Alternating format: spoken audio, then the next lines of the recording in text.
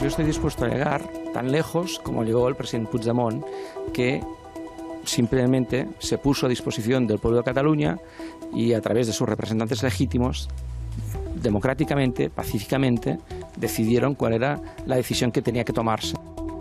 Buenas noches. Amenazas, desprecios, coqueteo con la ilegalidad y constante desafío a España. Quim Torra no solo dice que no al diálogo con la Moncloa, sino que se muestra dispuesto a llegar tan lejos como lo hizo Carles Puigdemont en su día. Y todo eso un día después de que la presidenta del Congreso, Ana Pastor, le invitase al lugar donde reside la soberanía del pueblo español para que explique su proyecto político. O sea, decir una sarta de mentiras. Continúan con su vía inequívoca hacia la independencia, movilizando la calle y tensando la situación social y política en Cataluña. Mientras tanto, el presidente del Gobierno se muestra más que tranquilo. Porque en el caso del Gobierno de España, pues lógicamente iniciemos esa vía de diálogo que hemos empezado ya con la Generalitat de Cataluña, pero también la Generalitat de Cataluña tiene que abrir esa conversación entre los nacionalistas y los no nacionalistas. Sánchez no cree que Torra vaya a hacer mucho más que declaraciones irritantes y sigue insistiendo en la vía del diálogo. Más noticias en nuestro sumario.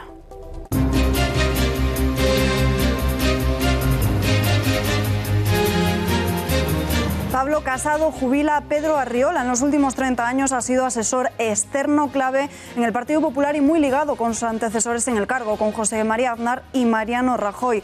¿A qué se debe este movimiento de Casado? ¿Quiere el presidente del PP romper vínculos con el antiguo grupo? Se lo preguntaremos al periodista Román Cendoya.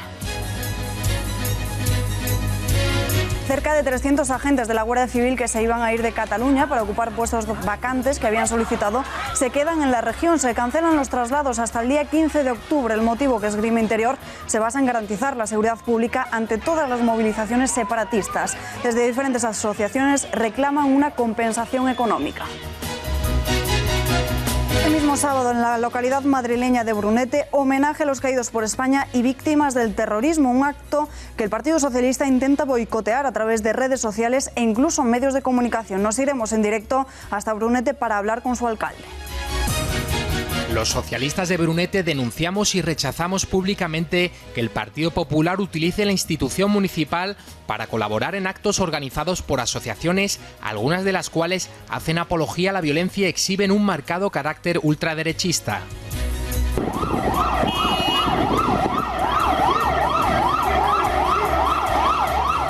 Persecución de película en Lanzarote. Los vecinos no daban crédito a lo que veían. Dos hombres huían a toda velocidad de la policía y su coche ha acabado volcado, como ven, de forma lateral tras chocar con otro vehículo. A continuación, uno de ellos lograba escapar y el otro se dedicaba a saltar de un lado para otro para que no le atrapasen. Finalmente, ambos fueron reducidos.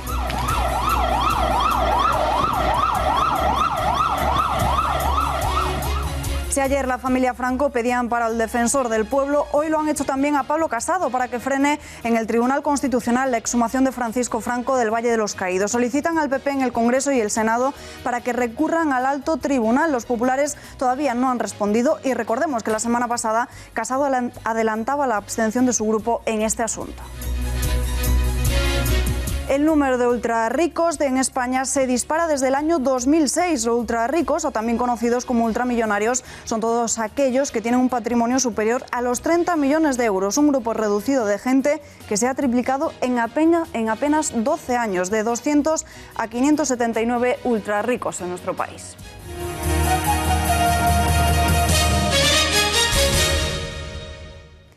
En Marea exige atención a la agenda gallega. Yolanda Díaz, la portavoz de la confluencia de Podemos en Galicia, ha advertido de que ya han transcurrido 2 meses desde que su grupo enviase una misiva a la ministra Meritxell Batet. Le recuerdan al Ejecutivo Socialista que necesitan sus 5 votos para sacar adelante las propuestas. Han pasado ya 2 meses desde que hemos transmitido esta carta a la ministra. Yo misma le he manifestado la voluntad en Marea de tener un encuentro bilateral con ella para tratar la agenda galega del cambio y no hay respuesta. Desde luego, desde En Marea no nos gustaría que esta falta de contestación por parte de la ministra, de su ministerio, se convierta en un conflicto político. No nos gustaría. Si se tiene que convertir en un conflicto político, que se convierta. Pero insisto, no nos gustaría. Mientras tanto, la titular de Política Territorial apuesta por mejorar el sistema autonómico. Batet asegura que esta mejora está en buena parte en el diálogo multilateral y se muestra dispuesta a escuchar todas las demandas. El Gobierno tiene una responsabilidad importante en ello y está dispuesto a tratar en las conferencias sectoriales cuantos aspectos demanden las comunidades autónomas y a impulsar su coordinación y dirección desde la Conferencia de Presidentes.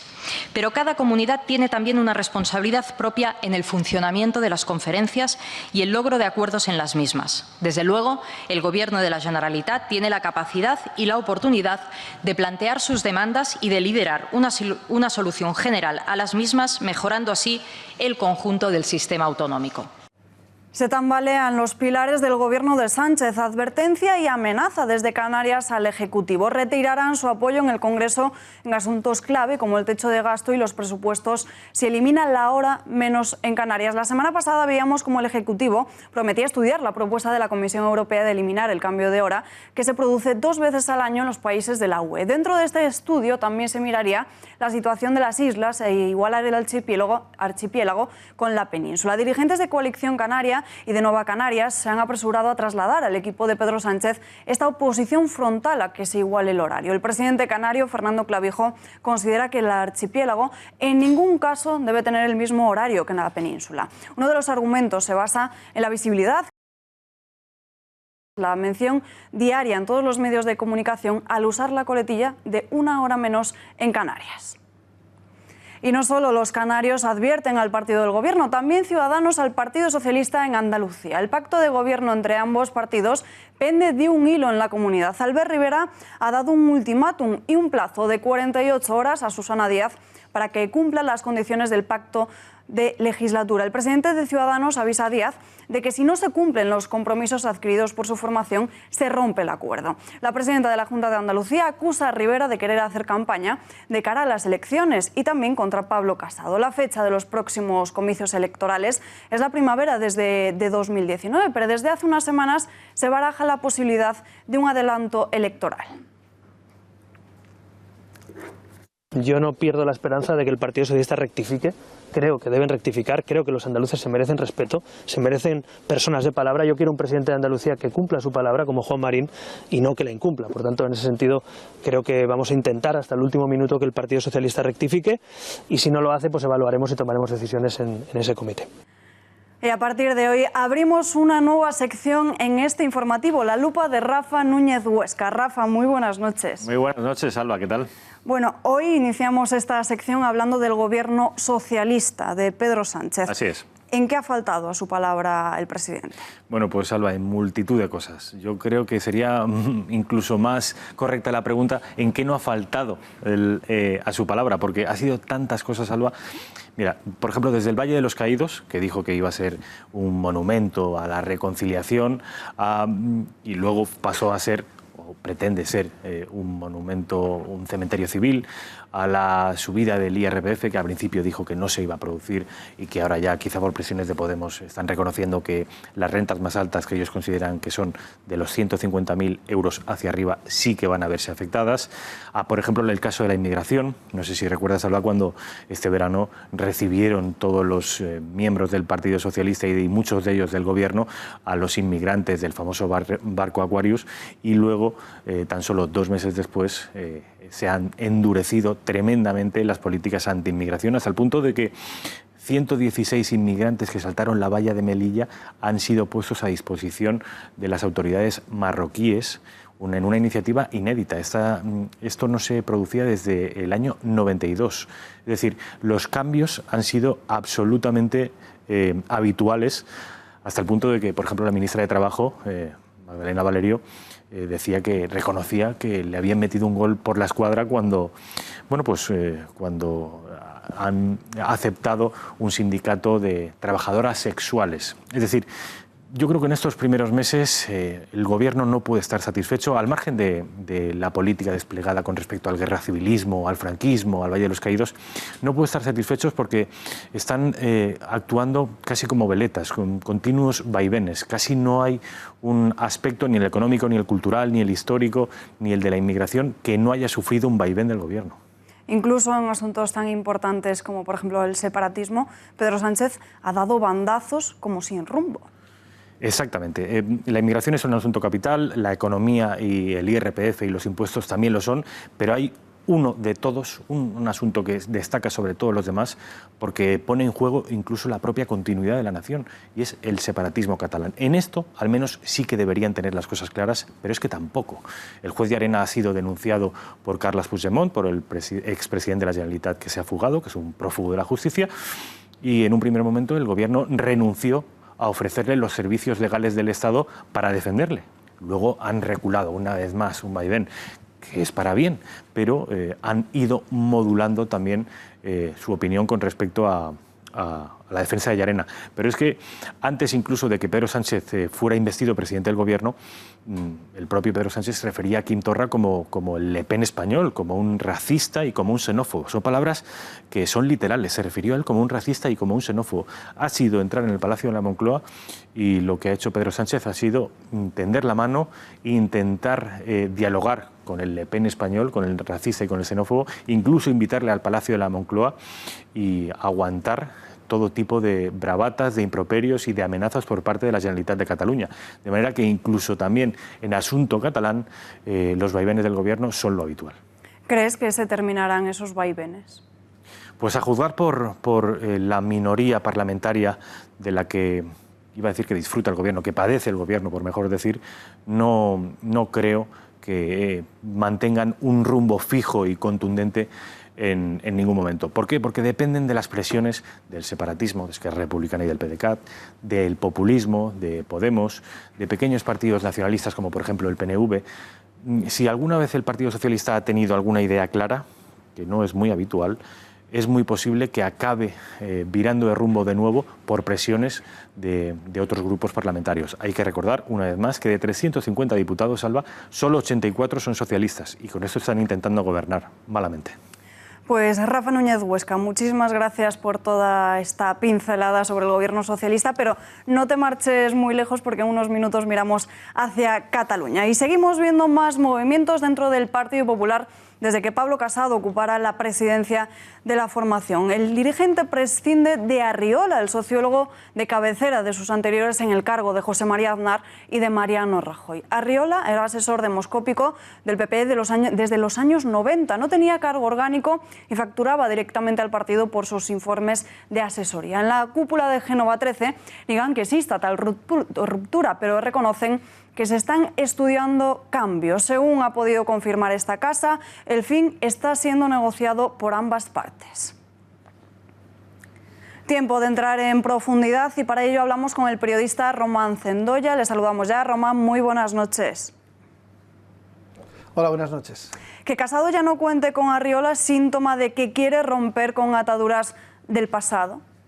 Bueno, eso es lógico que Pablo Casado, como presidente del Partido Popular, esté construyendo un nuevo equipo para un nuevo tiempo, que es lo que está haciendo en el partido. Además, Arriola tuvo su tiempo y su tiempo ya pasó. Muchas de las quejas que hemos hecho mucha gente durante la última época del Partido Popular ha sido el arriolismo, ese relajamiento moral y laxo del ideario del Partido Popular y esa búsqueda de sobrepasar incluso a la socialdemocracia para intentar captar votos por la izquierda, origen ideológico de Arriola y de su mujer Celia Villalobos, y abandono total de los principios y valores del Partido Popular.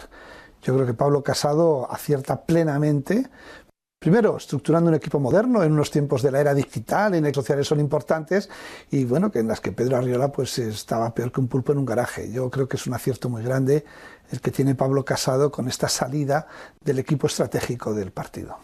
La defenestración de Arriola es también síntoma de que Casado quiere lanzar un mensaje a todos los que no le apoyaron para presidir el PP.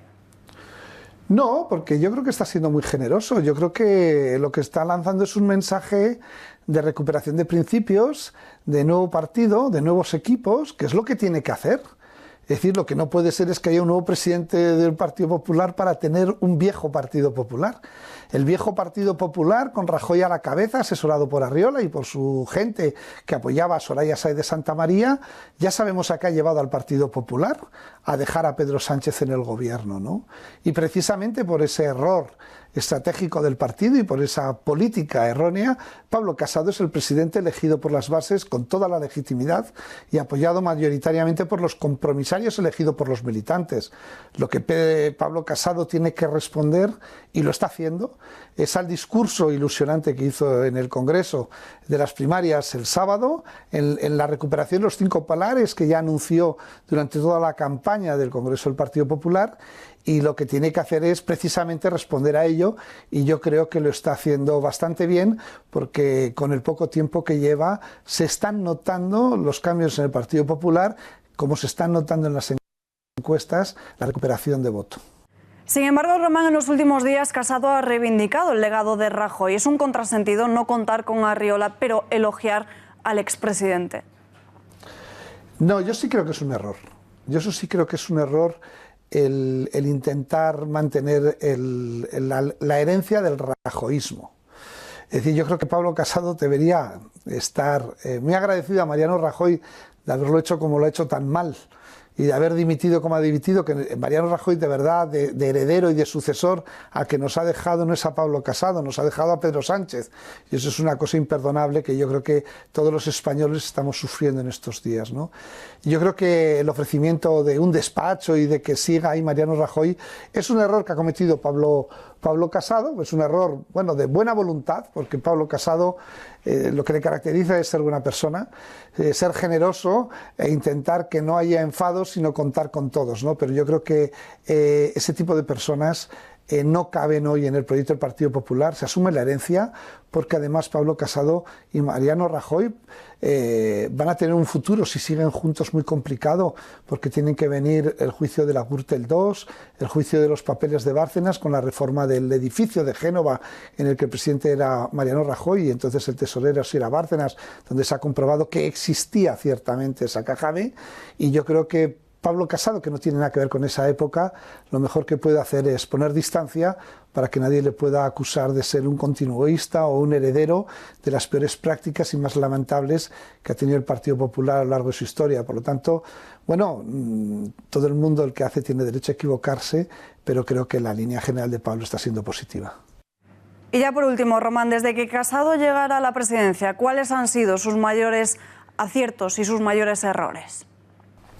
Su mayor acierto ha sido trabajar constantemente y dar un discurso a todas las barbaridades y actitudes que el Partido Socialista con Pedro Sánchez está poniendo delante. No hacer una quema y una purga salvaje, sino saber integrar con generosidad a lo que merece la pena, que hay que integrar del partido, que hayan apoyado a candidatos rivales a él, pero que si tienen parte y pueden formar parte, hacerlo. Tercero, dar confianza a la gente que está trabajando en ayuntamientos y en comunidades autónomas para que sigan adelante, pero eso sí, respondiendo a los nuevos valores, al criterio y a los principios que Pablo Casado está trayendo el Partido Popular adelante. El acierto, pues que mucha gente que había dicho que nunca más iba a volver a votar al Partido Popular y que había migrado hacia Ciudadanos o hacia Vox, pero más sobre todo hacia Ciudadanos, que es un voto más volátil, en las encuestas en menos de 100 días está demostrando que está recuperando la intención de voto, y yo creo que según vaya avanzando el tiempo, más gente de esa que el factor rechazo Rajoy y ese Partido Popular que había abandonado principios y valores, con Pablo Casado tiene un discurso capaz de que la gente le vuelva a dar una oportunidad en el voto. Yo creo que está acertando, pero todavía tiene que consolidar su proyecto y tiene que fijar más claramente los ideales y los principios básicos sobre los que se construye el proyecto del Partido Popular, imprescindible hoy, sobre todo con el desastre que está haciendo Pedro Sánchez en España. Román, gracias por atender a las cámaras de este informativo y muy buenas noches. Buenas noches a vosotros.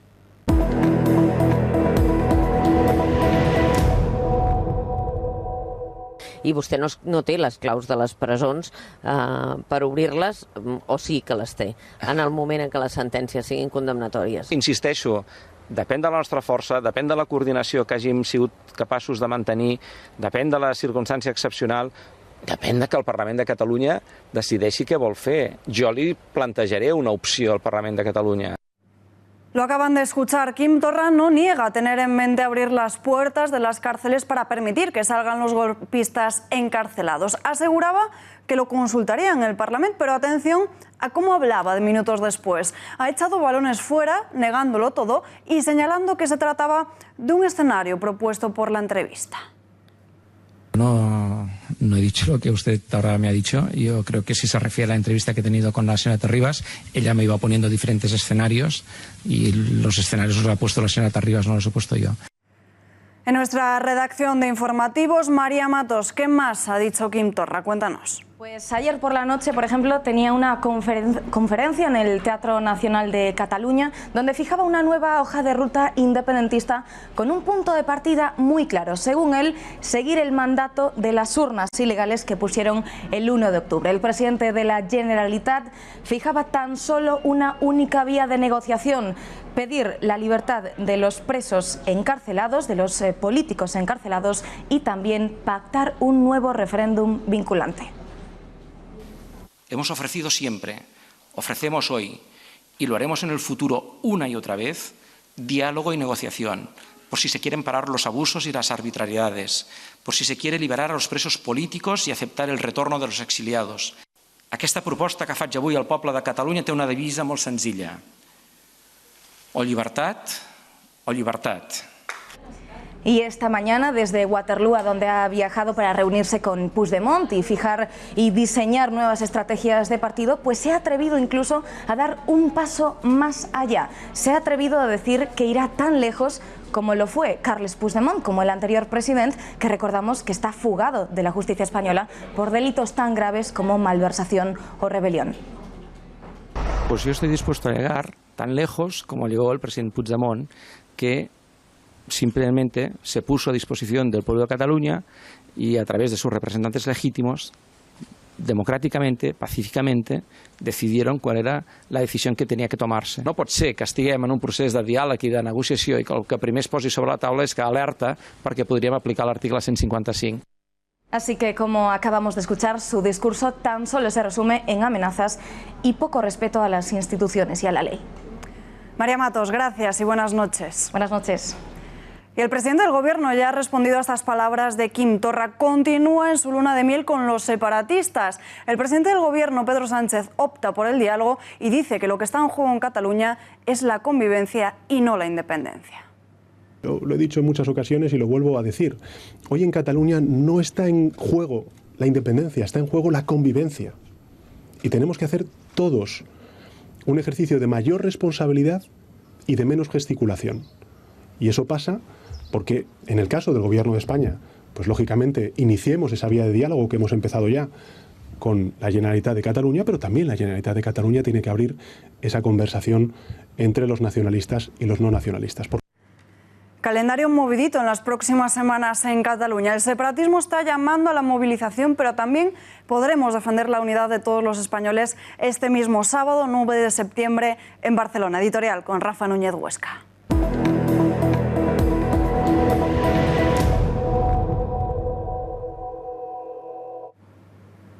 José Manuel Opazo. Quédense con este nombre porque va a sonar en los próximos días. Es ni más ni menos que el organizador de la próxima manifestación, el 9 de septiembre, el próximo domingo en Barcelona, una manifestación que convocan los constitucionalistas catalanes, una manifestación ajena y al margen de los partidos políticos y una manifestación, por mejor decir, que, como digo, viene financiada, ojo, porque hay un miembro de la sociedad civil que se está atreviendo a financiar una manifestación por este señor, José Manuel Opazo, un empresario de origen español, pero que sin embargo lleva viviendo 25 años en Suiza. Allí ha prosperado, allí ha hecho dinero y allí, según nos ha contado a esta misma casa, veía con enorme pesar todo lo que estaba ocurriendo en su tierra, en España. Y es por eso que decidió ponerse al frente, restándole dinero a sus empresas, restándole tiempo a su familia, al frente de esta manifestación que, con el objetivo de restar o de revertir el relato separatista catalán, pone el foco sobre el nacionalismo catalán que, según nos cuenta, en el centro de Europa y por mejor decir en Suiza, está ganando la batalla del relato. Es una manifestación que, como digo, es interesante por dos motivos. La primera, porque la organiza la sociedad civil. Él le gusta decir el pueblo. Él ha pedido que acudamos todos los españoles, pero además es interesante por otro segundo motivo, y es que de manera simultánea, el mismo domingo a la misma hora, el próximo 9 de septiembre a las 12, en Zúrich se va a celebrar otra manifestación con el mismo carácter, pero en este caso multinacional. Él ha convencido a otros muchos empresarios suizos y de otras partes del centro de Europa de que lo que ocurre en España y en Cataluña más concretamente no tiene nada que ver con fascismo ni con franquismo, sino tiene que ver con un movimiento separatista de vocación xenófoba. Y es por eso que la manifestación barcelonesa compartirá el mismo tiempo que la manifestación suiza. Esperemos que estas iniciativas que nacen de la sociedad civil al margen de los partidos políticos cobren mayor dinamismo en nuestro país, porque lo vamos a necesitar según el otoño caliente que se nos plantea. Ya lo sabemos, Rafa, 9 de septiembre, todos a Barcelona. Gracias. Va a ser muy importante. Gracias, Alba. Gracias y buenas noches. Y mientras tanto, en el Ejecutivo siguen ofreciendo diálogo a aquellos que quieren romper España por encima de todo y a aquellos que solo quieren escuchar hablar de referéndum de autodeterminación y de independencia. Desde la portavocía y también la vicepresidencia del Gobierno apuntan a que es el momento de hablar. Diálogo, sí. Negociación, también. Pero sobre aquello que una a todos los catalanes y las catalanas. Nosotros somos un Gobierno que quiere llevar hasta el final, con todas sus consecuencias, lo que es propio de la democracia, que es hablar y encontrar un acuerdo. Sobre todo porque somos responsables de todos los catalanes, de los independentistas y de los no independentistas. Y eso no se resuelve con alaracas, ni con frases, ni con bravatas. Eso se tiene que resolver en una crisis tan profunda y tan larga en el tiempo, que no es de ayer ni de hace 2 años, que es larga en el tiempo. Solo se puede resolver en un espacio en el que todo el mundo sienta la responsabilidad. Yo a veces digo que este es un asunto del que hablará la historia. Y para superar la crisis política en la región catalana, desde la cartera de Política Territorial piden flexibilidad y lealtad a todos los partidos políticos y a la propia Generalitat. El Gobierno de España quiere recuperar las relaciones con el Gobierno de Cataluña. El Gobierno ha decidido poner por su parte el mayor empeño y esfuerzo posible en recuperar las relaciones institucionales con la Generalitat en todas sus expresiones, desde su presencia en los foros autonómicos generales hasta los órganos de relación bilateral. Creemos que hay un espacio constitucional en el que integrar a la mayor parte de los cerca de 2 millones de personas que votaron opciones independentistas el 21 de diciembre. Sin integrarlos no es posible restablecer la convivencia política y social en Cataluña, como tampoco es posible sin integrar a los más de 3 millones que no votaron por la independencia, que confían en el sistema constitucional y son su apoyo fundamental en Cataluña. Y seguimos viendo más reacciones, esta vez desde la oposición. Inés Arrimadas, la líder de Ciudadanos en la región, dice que lo peor es el llamamiento a calentar la calle y a la desobediencia, y al mismo tiempo acusa a Sánchez de pretender blanquear el separatismo. Lo que nos parece más preocupante es su llamada a calentar la calle. Es evidente que no tienen un proyecto para Cataluña, es evidente que los problemas sociales y económicos les importan muy poco, y es evidente que el señor Torra está obsesionado con la independencia, como él mismo reconocía en sus artículos. Por su parte, desde En Común Podem piden a Torra que abandone la épica, que haga propuestas claras y concretas de una vez por todas y que ponga a la Generalitat a funcionar desde ya. Yo creo que sería importante que el presidente de la Generalitat se hiciera cargo de su posición institucional y le hablara a la totalidad de la ciudadanía de Cataluña, que es plural y es diversa, y sobre todo también necesitamos un presidente que abandone ya la épica y que haga propuestas claras y concretas que son necesarias, ¿no?, en este momento para el país, y también un presidente que por fin ponga la Generalitat a funcionar de una vez. Diálogo y referéndum es lo que exigen desde el bando separatista. Tanto republicanos como el PDeCAT se muestran esperanzados de que la propuesta de Torra de una consulta de autodeterminación no caiga en saco roto. Pero hasta que no ocurra, apuestan por la movilización. Yo espero que esa propuesta del presidente Torra no caiga en saco roto y que el presidente Sánchez y que las fuerzas políticas españolas la recojan. Aquello que hace consenso hoy en Cataluña no es la reforma del Estatut, sino que los catalanes puedan decidir en un referéndum el futuro político de Cataluña. Es evidente que la población catalana se mantendrá movilizada en los próximos meses todavía más, siempre bajo el ADN del catalanismo político, es decir, todo hacerlo cívicamente, pacíficamente, democráticamente, pero el tiempo se acaba. Minutos ahora para tratar la amenaza independentista con más profundidad y para ello nos vamos hasta la redacción de OK Diario. Tenemos conexión en directo con su director, Eduardo Inda. Eduardo, muy buenas noches. ¿Qué tal? Muy buenas noches desde OK Diario. ¿Cómo es posible que desde el Gobierno sigan ofreciendo diálogo a aquellos que solo quieren escuchar independencia y autodeterminación?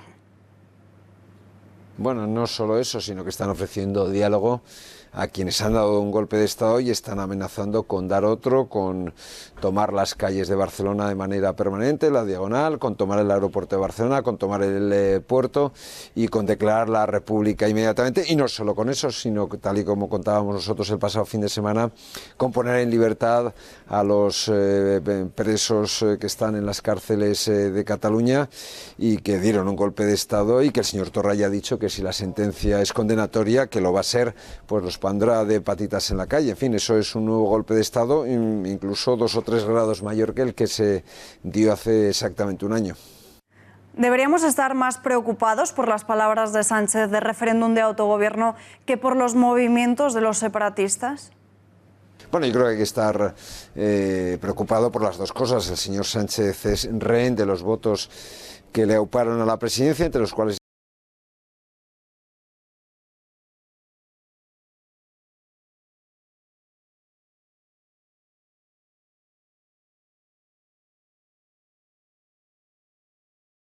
que se acordó. Es tan sencillo como eso, y el señor Sánchez pues lo que intenta es poner paños calientes a una situación de la cual es rehén y a una situación de la que va a tener muy difícil salir, porque él no puede prometerles un referéndum de independencia porque es sencillamente ilegal, y por otro lado estos señores quieren el todo o nada, ¿no? Por tanto yo creo que, en fin, tan malo es el uno como los otros. Ayer Ana Pastor invitaba a Torra a acudir al Congreso a explicar qué es lo que quiere. Le recordaba que sin pasar por encima de la ley, pero dejaba la puerta abierta a cambiarla. ¿Fue un lapsus o esto debería preocupar a los votantes del PP? Bueno, hombre, que invitar al Congreso de los Diputados a una persona que, insisto, ya ha dicho que quiere declarar la República, que ha dado un golpe de Estado. Él estuvo en los preparativos y en la comisión del golpe de Estado. Lo que no entiendo es por qué no se le ha imputado. Está amenazando con dar otro golpe de Estado, está amenazando con poner en la calle a los políticos que están presos precisamente por ese golpe de Estado de hace un año. Pues ese señor, la verdad es que invitarle al Parlamento, al Congreso de los Diputados, a la Cámara Baja, es un auténtico error.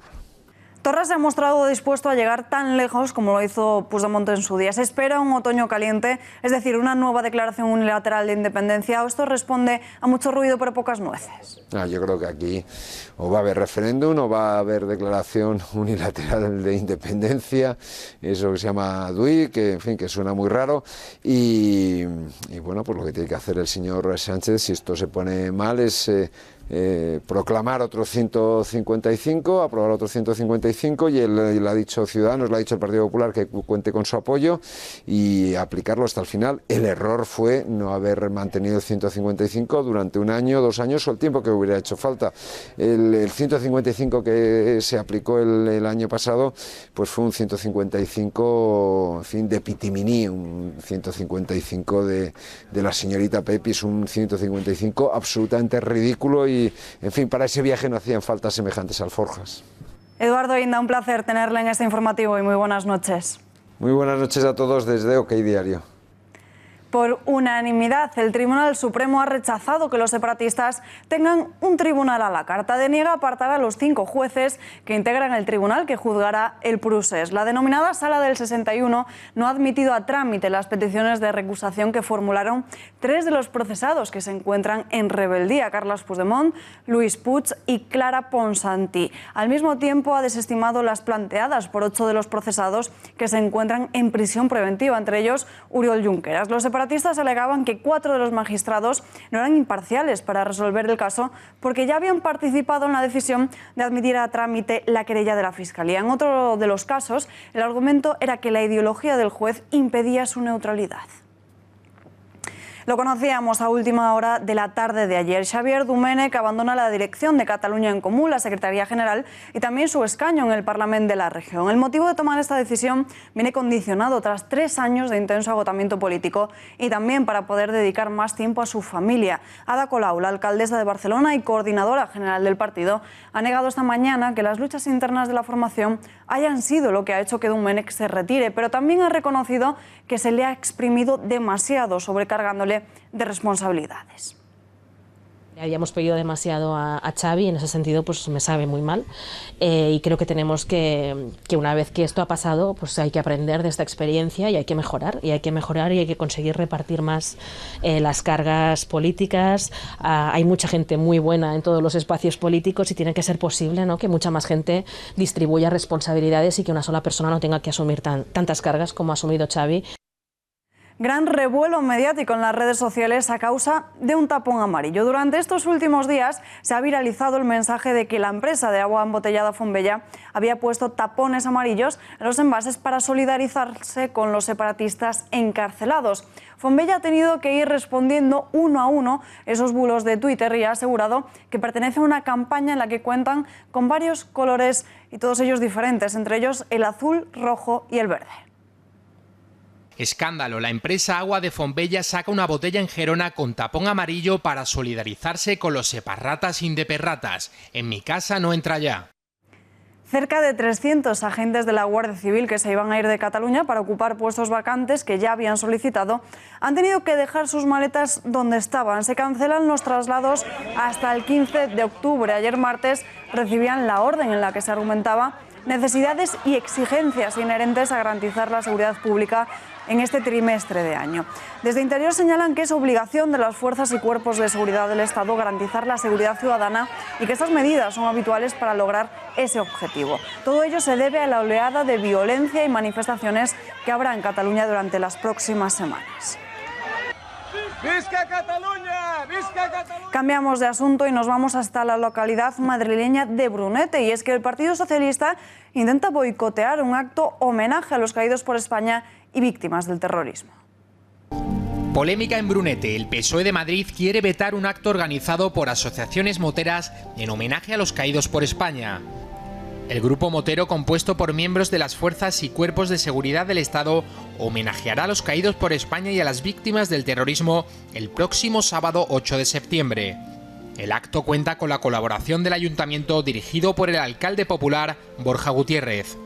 Desde la entidad La Santa Hermandad, que coordina el evento, se sienten ofendidos por las acusaciones vertidas por parte del PSOE, que les acusan de ser radicales de ultraderecha y de hacer apología de la violencia. La Santa Hermandad sostiene que se trata de un acto solidario por todos los caídos, en recuerdo de los compañeros policías, guardias civiles, militares y también a todas las víctimas del terrorismo. Sin embargo, las críticas también han llegado desde medios de comunicación como El País, que califica el acto de ultraderechista. De momento, estas críticas no han impedido que el Ayuntamiento de Brunete se eche atrás, de modo que el sábado se celebrará el acto en homenaje a los caídos. Hablamos de todo ello con Borja Gutiérrez, el alcalde de Brunete. Tenemos conexión en directo con él. Señor Gutiérrez, muy buenas noches. Un placer saludarle. Muy buenas noches. El Partido Socialista ha calificado el acto de homenaje a los caídos por España como de ultraderechistas. ¿Qué tiene que decir al respecto, teniendo en cuenta que el homenaje también se hace a las víctimas del terrorismo? Bueno, esto solo puede obedecer a una profunda ignorancia, no solamente del Partido Socialista de Brunete, que eso pues quizás podría estar más que justificado, sino estoy extrapolándolo y es lo más lamentable del Partido Socialista de la Comunidad de Madrid. Este es un acto que se viene repitiendo en los últimos 8 años en Brunete, es una concentración motera, sin ningún tipo de sesgo político. Naturalmente lo que ya no intervenimos es en la libertad individual de cada uno, es decir, cada uno puede profesar tanto la religión que quiera como la afinidad política, como ninguna de ambas. Nosotros lo único que pretendemos es, un año más, realizar esta concentración motera por todos los pueblos de la zona noroeste de la Comunidad de Madrid, finalizar en Brunete como viene siendo habitual, y en este caso concreto, y puesto que los principales integrantes de las asociaciones convocantes son miembros de las fuerzas y de los cuerpos de seguridad del Estado, se ha decidido, y además yo estoy muy satisfecho y muy orgulloso de que se produzca en Brunete, realizar un homenaje tanto a los caídos por España como a las víctimas del terrorismo. Señor Gutiérrez, ¿qué ha pasado en España en los últimos años para que lo que debería ser un homenaje transversal, es decir, un acto en el que participasen todos los grupos políticos, se ha convertido en casi un acto subversivo? Bueno, lo que ha pasado no es otra cosa que el relativismo en el que nos hemos visto envueltos por la suficiencia ideológica y de discurso de unos cuantos partidos vinculados estrechamente a la izquierda más rancia y anacrónica de este país, que con su diálogo, con sus gritos, con sus amenazas en muchos casos y por encima de todo con su acoso, tratan de imponerse mediáticamente y verbalmente a los demás.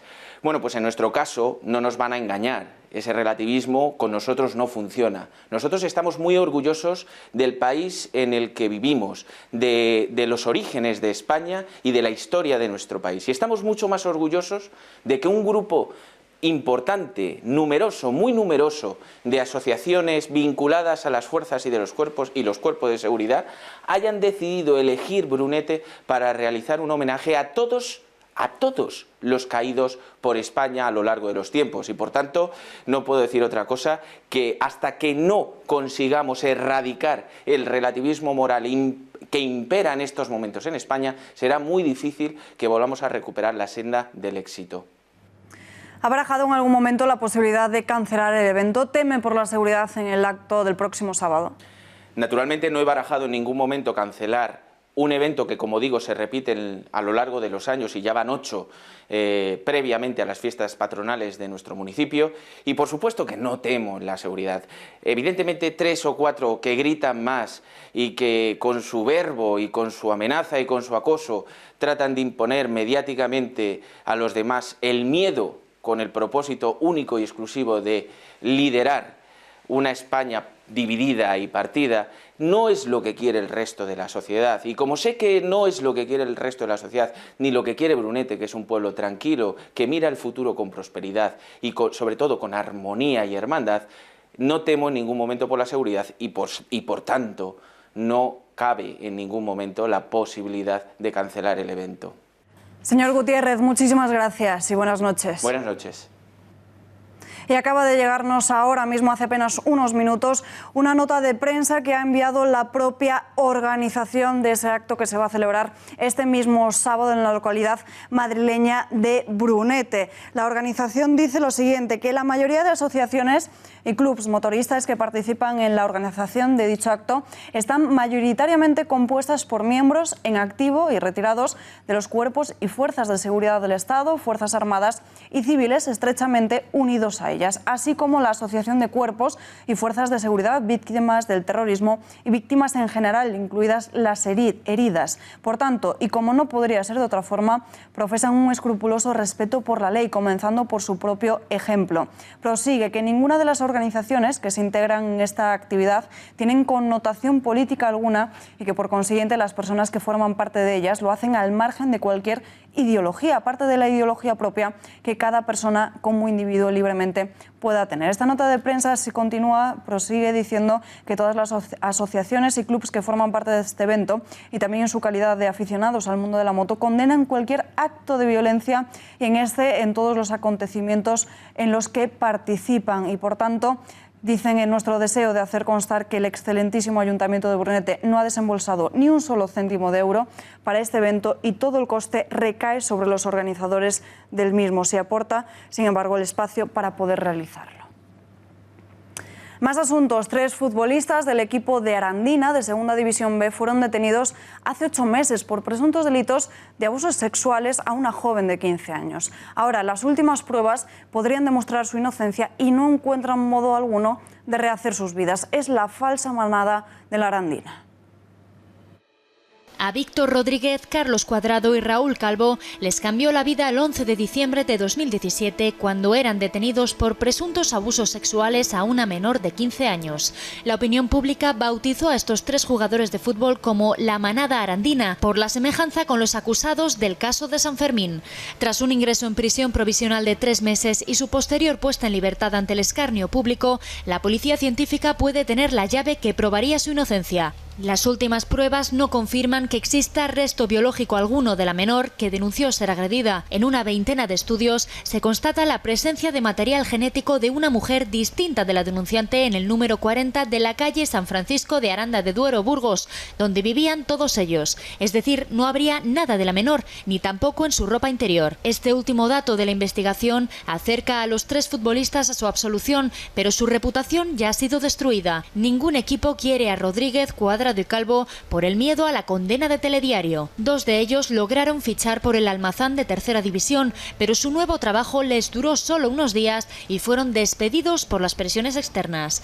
Los 3 acusados siempre han defendido su inocencia, mientras que la denunciante asegura que la forzaron a mantener relaciones sexuales. Todo mentira, obviamente. Por supuesto, siempre. A ver si sale todo ya a la luz y acaba toda esta gran mentira. En el proceso se han desvelado audios que no coincidirían con la versión de la menor y su psicóloga, llamadas de la chica a Cuadrado que no fueron contestadas y, eso sí, fotos de la menor en el móvil del jugador. El caso se encuentra aún en fase de instrucción hasta que haya una sentencia. Los exjugadores de la Arandina, mientras tanto, han quedado desterrados y sin presunción de inocencia para la opinión pública. Nuevos datos que demuestran que la mayoría de los españoles creen que hay demasiados inmigrantes en España. Así lo demuestra el último sondeo de Sociométrica para el Español realizada a 1.000 personas entre el 22 y 30 de agosto, justo después de la crisis migratoria producida por los 2 saltos masivos y violentos a la valla de Ceuta de este verano. A la pregunta de qué cree que debe hacer el gobierno de Pedro Sánchez con los inmigrantes, un 43,5% de los españoles opinan que hay que devolverlos a sus países y un 31,4% repartirlos por las diferentes comunidades autónomas. Como decíamos antes, en cuanto al número de indocumentados, el 41% opina que hay demasiados. Casi el 28%, exactamente el 27,9%, tal y como ven en sus pantallas, opinan que son suficientes y apenas un 8% de los ciudadanos creen que son pocos. También de esta encuesta se desprende la opinión de los españoles sobre si hay un efecto llamada provocado por la política migratoria del presidente del gobierno de Pedro Sánchez. Más de la mitad, exactamente un 54,6% cree que sí y, sin embargo, un reducido 28,5% cree que el efecto de llamada no se debe a las políticas migratorias de Pedro Sánchez. Y nos vamos hasta Valencia porque el Partido Popular de la comunidad ha abierto un expediente a un vicepresidente de la Diputación de Alicante por discurso xenófobo. El Comité de Derechos y Garantías de la Formación ha iniciado este trámite contra Alejandro Morante. En concreto, el alcalde de Busot escribió en su perfil de Facebook a principios de este mismo mes de agosto que a su juicio sería necesario un plan de deportaciones masivas con cierre de fronteras. Este miércoles se celebra en la Diputación de Alicante un pleno donde Compromís va a pedir la reprobación del que ahora mismo es el responsable del área de Hacienda y también solicitarán que la institución lance una campaña de concienciación para intentar frenar el discurso anti-inmigración. En unos años nos arrepentiremos. Solución: eliminación de ayudas y privilegios, endurecer las leyes. Nacer aquí no te hace español, dar autoridad a jueces y policías como en Estados Unidos, poner en marcha un plan de deportaciones masivas y cerrar las fronteras. Esto no es inmigración, es una invasión silenciosa que acabará con el mundo occidental convirtiéndolo al Islam. Tiempo al tiempo. Detenidos 3 sicarios por asesinar a tiros a un hombre en Mijas en 2016. La Guardia Civil, en la denominada Operación Romeral, han desarticulado a un grupo de sicarios formado por 4 personas acusados de protagonizar un tiroteo en una urbanización del municipio malagueño, en el que resultó asesinado a tiros un hombre de 46 años, de nacionalidad colombiana, y gravemente herida su pareja sentimental. La investigación ha sido dirigida por un juzgado de instrucción de Fuengirola, que dispuso el ingreso en prisión de todos los involucrados. El verano termina con 259 muertos en las carreteras en julio y agosto, 34 más que en las vacaciones del año pasado, lo que supone un aumento del 15%. Son las principales cifras del balance provisional de la siniestralidad en las vías interurbanas, con datos referidos a las primeras 24 horas desde que se produce el accidente. Las ha desglosado esta mañana el director general de la Dirección General de Tráfico, Per Navarro, que ha admitido que no son datos buenos. También desde la DGT insisten en que la política vial para la reducción de la siniestralidad pasa por la instalación de nuevos radares y la reducción también de la velocidad en las carreteras convencionales, así como por una mayor penalización de puntos por el uso del teléfono móvil al volante, uno de los principales elementos de distracción. 236 accidentes mortales, 259 fallecidos en las carreteras españolas por accidente de tráfico, 904 heridos graves hospitalizados, más de 24 horas de hospitalización y 88,5 millones de movimientos de largo recorrido. Vamos a ver, 259 fallecidos son 34 más que el verano del año pasado. Y durante estos días no solo los más pequeños de la casa sufren la vuelta al cole, también los mayores. Y es que de las vacaciones ya solo nos queda el síndrome posvacacional. Se inicia septiembre y con ello muchos trabajadores dan por terminados sus días libres y se incorporan a sus puestos laborales. Según el último informe de ADECO, 1 de cada 3 españoles va a padecer el síndrome posvacacional y sentirán tristeza, aburrimiento o incluso ansiedad. Del 63% restante, muchos notarán fatiga o estrés. Los psicólogos recomiendan volver un poco antes, ir adaptándose poco a poco a la rutina, recuperar hábitos saludables o marcar en el calendario alguna escapada de fin de semana. Hay personas que les gusta volver un poquito antes para ir poco a poco acoplando las rutinas al día a día, volver otra vez a los mismos horarios, volver a poner otra vez en orden las cosas y bueno, pues eso les ayudará. Y luego los días siguientes es que cuanto antes nos pongamos con la rutina, pues menos echaremos de menos lo que habíamos tenido. Y en ese caso siempre pensar en que ya queda menos para las siguientes. Más recomendaciones para aliviar los síntomas de la depresión postvacacional. Los expertos sugieren que trabajar en los espacios abiertos fomenta la concentración. Son espacios abiertos, lo que favorece mucho que se interactúe con los demás. Si habéis visto en las mesas, no trabajamos de frente a frente, sino que nos vemos las caras mientras trabajamos, cosa que ayuda al trabajo colaborativo, y luego no hay despachos asignados. Antes trabajaba en un subsuelo cerrado, prácticamente sin acceso a luz natural, y hacía todo mi trabajo siempre en mi puesto de trabajo. Todos son facilidades, tenemos un montón de espacios para elegir dónde trabajar. Si quieres concentrarte, pues tienes unas salas para concentrarte. Si quieres llamar por teléfono, puedes usar estos cestos. Las mesas son súper colaborativas y la verdad es que tenemos muchas facilidades. Los españoles asumen, algunos mejor que otros, la vuelta a la rutina y la vuelta al trabajo. Se les ha hecho el día duro. ¿Cuáles son sus primeras sensaciones en su vuelta al trabajo? Esto es lo que nos han dicho. Sí, he vuelto ahí. Fue difícil, es decir, mucha gente ya, se nota mucho en el transporte público. No, encantada de volver, no cuesta. Sí, después de un mesecito que he estado fuera, por diferentes países y tal, ya empezó la rutina. Pues la verdad que muy bien, con mucha ilusión, retomando, porque eso del estrés vacacional al fin y al cabo, pues bueno, es mental y con energía. Creo que es la forma de valorar la vida, ¿no? De tener esas vacaciones, esos momentos, retomar con energía y es la vida. Sí, vuelvo hoy de vacaciones, pero estrés vacacional no creo.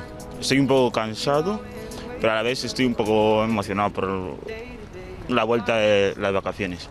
Vuelta a la cruda realidad, ¿vale? Ahora toca levantarse todos los días a la misma hora, llegar a casa muy tarde y sentirse cansado los fines de semana. Volvemos. Sí, de la playita. Yo muy bien, porque si vienes deprimido y encima tienes que trabajar. Sí, bueno, por lo menos los compis, como somos amigos, son mejor, pero sí. Es lo único bueno. El resto te cuesta, los horarios aquí en Madrid, sí, eso... Sí, el tren venía hoy que no... Se nota. Era imposible. Cambiamos de asunto porque recordamos que ayer martes el Juzgado de Instrucción número 11 de Madrid emitía una orden de detención contra el actor Willy Toledo tras no acudir a declarar hasta en 2 ocasiones después de que abogados cristianos interpusiese una demanda por delitos, un presunto delito contra los sentimientos religiosos. Y además hoy el abogado del actor ha dicho que con todo esto se está intentando criminalizar la libertad de expresión de Willy Toledo. Por este mensaje en Facebook: yo me cago en Dios y me sobra mierda para cagarme en el dogma de la santidad y virginidad de la Virgen María. El actor Willy Toledo fue citado en varias ocasiones por insultar a Dios y a la Virgen. Está acusado de un delito contra los sentimientos religiosos, el honor y la integridad moral. El juez le citó una primera vez, pero no fue. Básicamente estoy ejerciendo mi derecho a la desobediencia. Un mes después le citaron una segunda vez, pero tampoco acudió ante los juzgados. Prefirió hacerlo desde una iglesia y declararse en rebeldía. ¿Me voy a presentar o no? Ay, no lo sabemos. De hecho, así es como justificaba su ausencia en los juzgados. Y entonces no voy a ir. No. No. Porque la última vez no fue ni la Virgen, pues ya voy a ir yo. Y es que parece que ya muy pocos recuerdan al actor Willy Toledo por sus películas o por sus series televisivas. Y no es para menos. Ya lo ven, desde hace tiempo lo único que motiva su aparición en los medios de comunicación son sus insultos a Dios y a la Virgen. Por ello, si este 13 de septiembre vuelve a no presentarse en los juzgados, el juez ordenará a la policía que lo detenga y lo lleve a la fuerza ante él. En caso de no encontrarlo, activaría una orden de busca y captura. Aunque parece que todavía le quedan ganas para seguir gritando ¡Y abajo la Iglesia Católica, Apostólica y Romana! Y asegura, una vez más, que no se presentará ante el juez. Abrimos página internacional con la mirada puesta en Japón. Al menos 11 muertos, más de 600 heridos, más de 700 vuelos cancelados y 300.000 personas con aviso de evacuación por el tifón. Es el fenómeno más fuerte en llegar al país en 25 años y ha dejado a su paso lluvias torrenciales, desbordamientos de ríos y vientos que han superado los 220 kilómetros por hora. Todo ello ha causado cuantiosos daños materiales en edificios y vehículos y sembrado el caos en los transportes, sobre todo en la región de Osaka. Es el 21º tifón de la temporada en Asia y ha atravesado el archipiélago desde el suroeste hasta el norte, donde fue perdiendo fuerza hasta convertirse en una tormenta. Hasta aquí, no hay tiempo para más. Volvemos mañana a las 8:30 con más información, pero mientras tanto quédense con nosotros con Tiempos Modernos y El Gato al Agua. Hasta mañana.